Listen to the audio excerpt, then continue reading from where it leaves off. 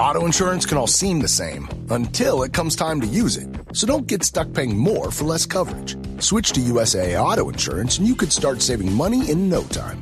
Get a quote today. Restrictions apply. USAA. Hilton brings you new ways to stay.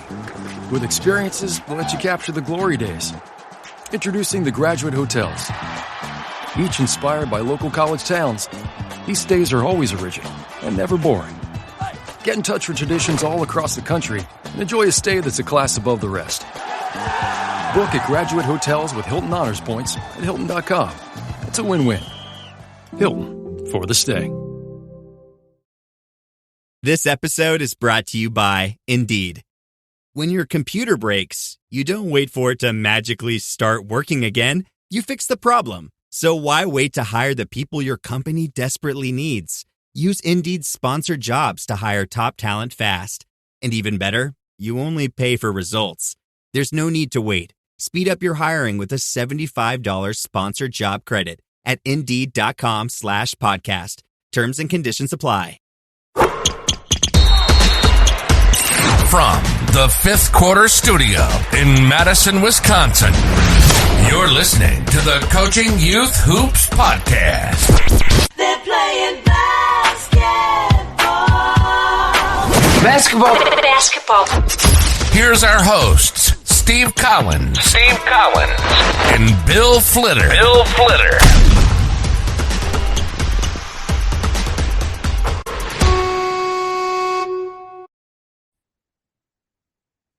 Hey, coaches, welcome to another episode of Coaching Youth Hoops. I am your host, Coach Bill Flitter.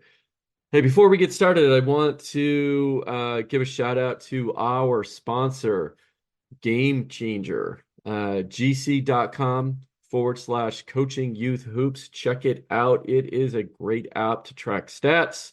You can see, your parents can see live action, or grandma who can't be at the game can see her granddaughter, grandson play. You can record, you can, like I said, take stats. It's a great free tool for youth coaches. Go check it out at gc.com/coaching youth hoops. All right.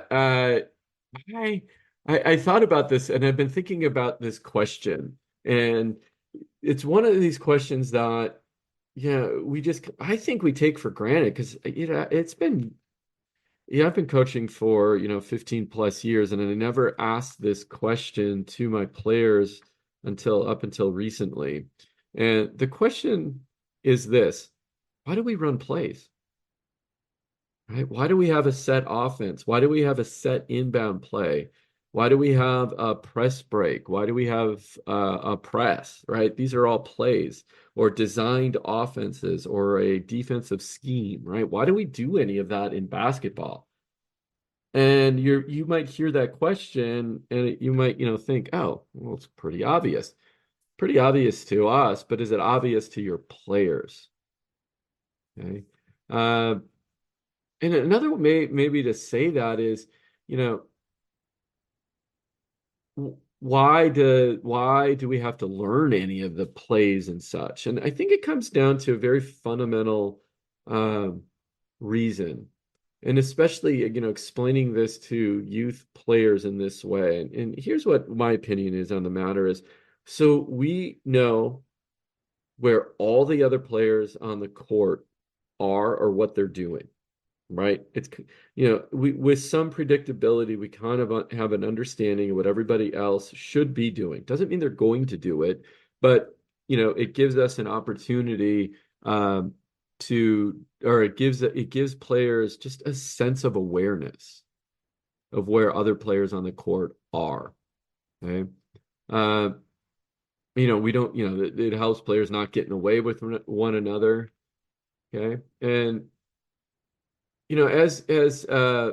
but as offenses and plays break down, right, and maybe the defense doesn't cooperate with us, what do we do, right? And what I always say, and I shouldn't say always, I just started saying this, excuse me for that, is, we don't run plays, we make plays, right? So yes, I do have of course I have the blitz attack offense, one of the best offenses for youth basketball. So yeah, go to blitz attack offense, check that out. But why do I have that? Right? I do it so we know we're all in sync, in coordination with one another. Okay. Does it break down at times? Absolutely. Right. But so kids need to learn that next step. Right. Uh, if kids learn how to play, it fills in the gaps when these design plays break down. We put so much emphasis on teaching what to do with the ball in our hand, right? I bet 98% of your practice time is focused on what to do when we have the ball in our hand, okay? Or at least a majority of. And 98% of the time in a game, we don't have the ball in our hand. We're doing something else in that game. But how much of your practice time are devoted to those things that are outside or that don't involve dribbling or the ball or getting open or doing finishing moves? So I sat and thought about this. What should we be teaching? And what's a good way to kind of maybe put this in buckets to help translate to your kids what they should be doing when they don't have the ball in their hands? So, all right. So number one, and these are the 5 things that I've come up with. Spatial awareness, right? Kids need to understand where they are on the court at all times in relation to their teammates. That kind of goes back to the plays, why we have designed plays, right? Learning to constantly scan the floor develops their spatial recognition. So, that's something that we have to teach. That's something they're going to learn by playing more often. They're going to be aware of that spatial recognition. As I always say, ABCs, always be creating space too, right? Kind of goes along with that. Next one, which is, I think, one of the hardest things to teach, but great teams do this, which is communication, verbal and nonverbal communication, right? Making sure that they're calling out, you're about to get screened, or, hey, I'm coming, to set a screen, right? Holding up your fist by doing that. Pointing, gesturing for passes, calling out defense assignments. Last night, for example, we were running a brand new play, an inbound play. I just didn't like our current inbound play, so I changed it. And there's a few girls on my team that I kind of hold to higher standards. And I said, it's your responsibility when you're on the court to know the play and to know where everybody else is on the court. And are they in the right positions, and make sure we're set up in the right positions so that, at least the play has a chance of succeeding right from the start. And again, these are older girls, 7th and 8th grade. I get that. So, but if you have a player that has a high basketball IQ that's younger than that, try it out, right? Give them that responsibility.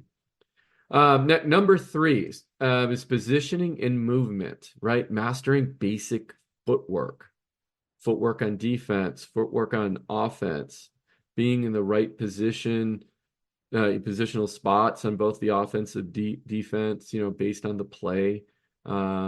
Things like setting effective screens, making smart cuts, boxing out, closing out on shooters, right? This all falls into this positioning and movement. Next, hustle, right? Energy and effort. That's what I always say, right? Playing with maximum effort and intensity, right? Even when you don't have the ball, directly impacts the game, right? We always think, oh, I got to have the ball to impact the game. No, it's what you do away from the ball that impacts the game. And you should be thinking about, okay, I see my teammate over there with the ball. What can I do right now? And this is a question you should ask your kids.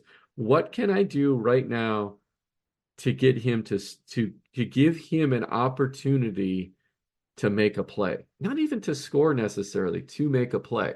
Okay, so what can I do to help my teammate make a play? Okay. And hustle, of course, right? Other things like crashing the boards, diving for loose balls, right? All of that are hustle stuff that we can bring up in games. or in practice and work on that. Court awareness, keeping your head up. This is the last one. Keeping your head up, seeing the whole court is huge, right? You need to be aware of where the shot clock is, the score, right? Time remaining, all of those things, right? As well as what the defense is trying to do. And again, this goes back to that kind of just decision making, right? And again, how do you develop court awareness? Time, right? Playing more. Coaches, we can point things out. We can, during maybe one of your segments, you freeze players and show them, what they might have missed or the opportunities that are there that are in front of them that they are missing. Watch film, right? Those are all kinds of ways we can help players learn court awareness. All right, let's recap again. What should we be teaching players when they don't have the ball in their hand? I think it breaks down into 5 groups of things: spatial awareness, communication, positioning and movement, hustle, and court awareness. All right, coaches, I hope that you found that helpful. A few things that you can work on in practice that don't involve dribbling, shooting, or any scoring type of movements. Till next time, I appreciate you. Take care, coaches.